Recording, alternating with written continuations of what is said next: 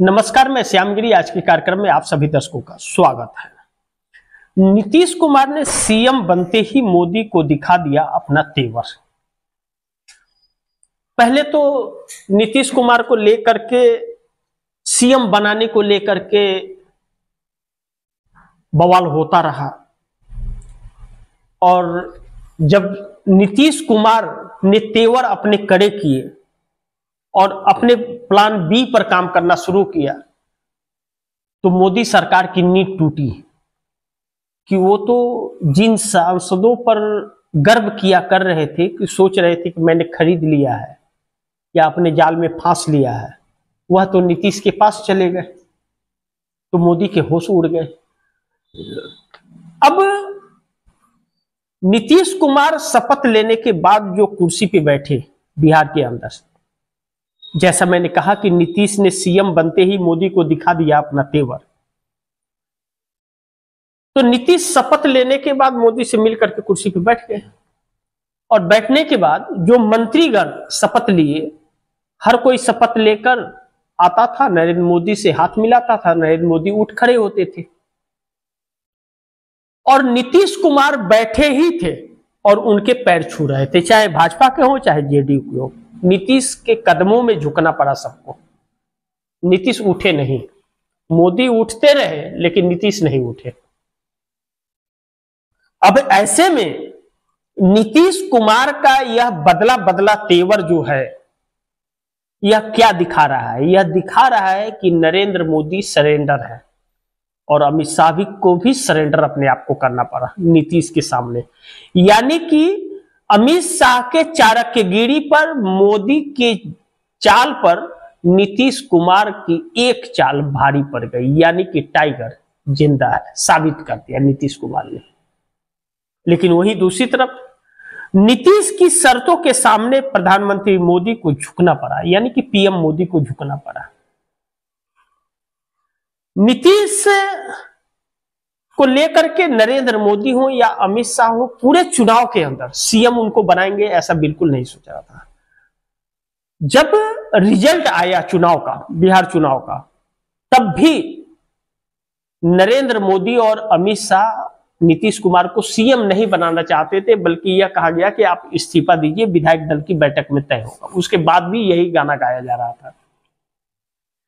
लेकिन जैसे ही नीतीश कुमार को इंडिया गठबंधन के तरफ से प्रधानमंत्री का ऑफर मिला, भारतीय जनता पार्टी के पैरों के नीचे जमीन खसक गई। जब अपने गिरवान में झांक करके देखा तो जो नीतीश कुमार के सांसद मोदी के साथ थे, वह सांसद इनकी गोद से निकल चुके थे, अमित शाह के गोद से निकल चुके थे, मोदी के गोद से निकल चुके थे, नीतीश के पाले में आ चुके थे, लल्लन सिंह।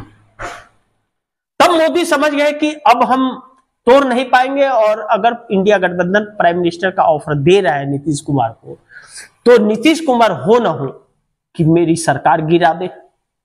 और नीतीश कुमार के अंदर यह क्षमता है कि मोदी की सरकार गिरा दे, और अगर केंद्र की सरकार चली गई तो बिहार में हमारे ही लोगों को तोड़कर नीतीश सरकार बना लेंगे।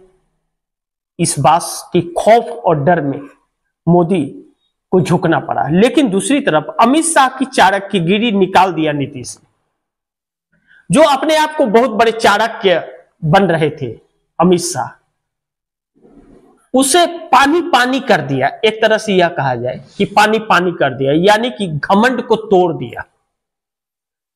नतीजा यह हुआ कि अमित शाह शपथ, नीतीश के शपथ के बाद भरी मंच से चले गए, होटल में जाकर के बैठ गए, कि उनका एक भी नहीं सुना नीतीश ने, और ना मोदी का सुना। ना नीतीश का सुना, ना मोदी का सुना, किसी का नहीं सुना। नीतीश की शर्तों पर ही इन लोगों को काम करना पड़ा और सरकार बनी। और यह चीज भारतीय जनता पार्टी नेताओं के चेहरे पर यह झलक रहा था, उन मंत्रियों पर, कि वह नीतीश के अधीन हो गए हैं।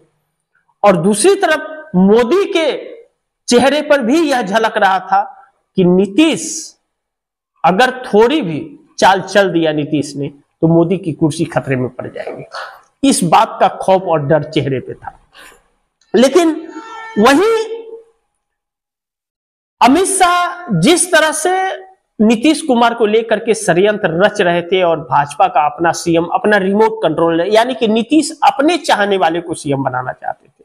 वह सपना उनका टूट गया और फिर मौका मिलेगा इस बात की गारंटी नहीं है कि फिर भाजपा को बिहार में मौका मिलेगा, इसकी गारंटी नहीं। यह निर्भर करता है नरेंद्र मोदी की कुर्सी कब तक रहेगी, उस पर निर्भर करता है। लेकिन वहीं दूसरी तरफ नीतीश नायडू मिलकर प्रधानमंत्री मोदी का किला गिरा देंगे। यह बात शपथ ग्रहण, नीतीश के शपथ ग्रहण के बाद इन बातों को बल मिलने लगा है, इन बातों को बल मिलने लगा है। क्योंकि पिछले कार्यक्रम में आप दर्शकों को मैंने बताया था कि चंद्रबाबू नायडू जो है वह कांग्रेस के नेता से मुलाकात उनकी हुई है एक पार्टी में, और चंद्रबाबू नायडू का वह नेता कांग्रेस का बहुत नजदीकी है। ऐसे में नीतीश कुमार कमजोर ना हो, यह चंद्रबाबू नायडू भी चाहते थे कि नरेंद्र मोदी की लगाम नीतीश नायडू के हाथ रहे, इन्हीं दोनों के हाथ। ऐसा चंद्रबाबू नायडू हमेशा चाहे कि नरेंद्र मोदी इन दोनों के हाथ से निकल ना पाए, फंसे रहे। जब तक यह दोनों चाहेंगे तब तक ही इनकी कुर्सी रहे। तो अगर नीतीश कुमार यह समझ गए कि मोदी उनकी पार्टी को खत्म करना चाह रहे थे, उनकी राजनीतिक कैरियर को खत्म करना चाह रहे थे, तो नीतीश हिसाब बराबर जरूर करेंगे और भाजपा भी नीतीश को किनारे लगाने का और पार्टी तोड़ने की कोशिश करेगी। अभी तो शपथ ग्रहण हुआ है, आगे तो पिक्चर बहुत सारा बाकी है, खेल तो अभी शुरू हुआ है। लेकिन नीतीश का एग्जिट प्लान जो है ना, वह भाजपा को परेशान कर रहा है और चंद्रबाबू नायडू की चुप्पी परेशान कर रहा है। तो नीतीश नायडू मिल करके जब चाहे प्रधानमंत्री मोदी के किला या सत्ता या सरकार कह उसको गिरा सकते हैं।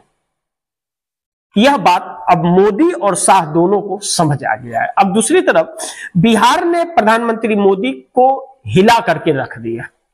बिहार में जो 90% का स्ट्राइक रेट आया भाजपा का, सवालों को घेरे में है, किसी को पच नहीं रहा है और चुनाव आयोग के ऊपर सवाल खड़ा हो रहा है। राहुल गांधी यात्रा भी शुरू कर दिए गुजरात में 1100 किलोमीटर का। अब बिहार के अंदर उपेंद्र कुशवाहा जो है वह नीतीश कुमार के तरफ पलड़ा, उनका झुका हुआ है। जीतन राम मांझी का भी पलड़ा नीतीश कुमार के ही तरफ झुका हुआ है। चिराग पासवान जो है कब तक रहेंगे मोदी के साथ, यह इन्हें समझ नहीं आ रहा है कि अगर नरेंद्र मोदी की नाव डूबती नजर आएगी और चिराग पासवान को अपनी राजनीति करनी है तो चिराग पासवान तुरंत पाला बदल देंगे। उनके पिता रामविलास पासवान भी तो बदला करते थे पाला। तो इसलिए चिराग पासवान पर अभी तो भरोसा है कि वह कहीं नहीं जा सकते मोदी को छोड़ करके, मोदी के हनुमान बने रहेंगे।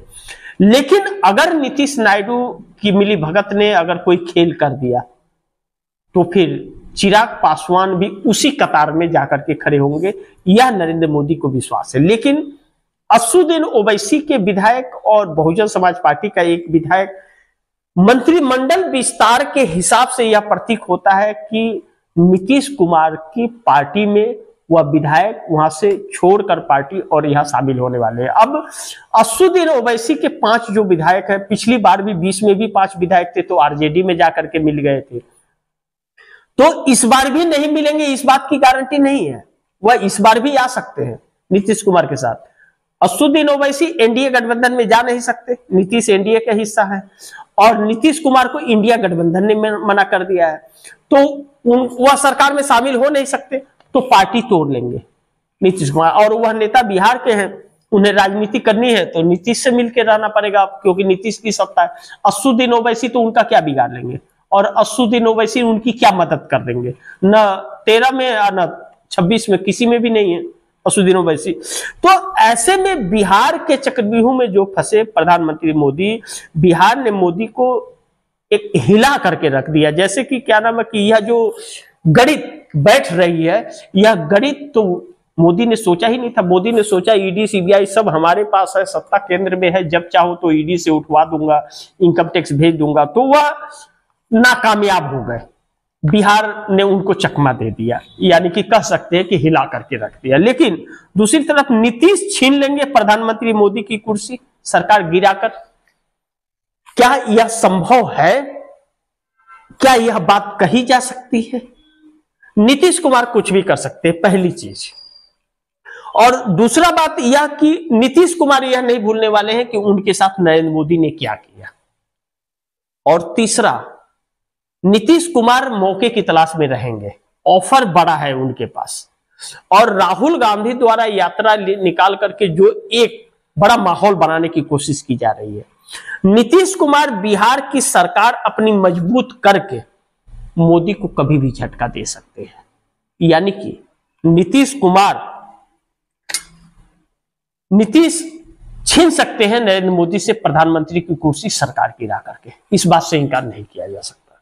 आगे देखते हैं क्या होता है, जो भी होगा खबरें आप दर्शकों तक पहुंचाते रहूंगा। लेकिन गुजारिश है कि इस खबर को ज्यादा से ज्यादा शेयर कीजिए, अपने दोस्तों को भी कहिए आगे शेयर करें। आपने अगर चैनल को सब्सक्राइब नहीं किया, सब्सक्राइब कर लीजिए, अपने दोस्तों को भी कहिएगा चैनल को सब्सक्राइब करें। मिलते हैं अगली खबर के साथ, तब तक के लिए नमस्कार।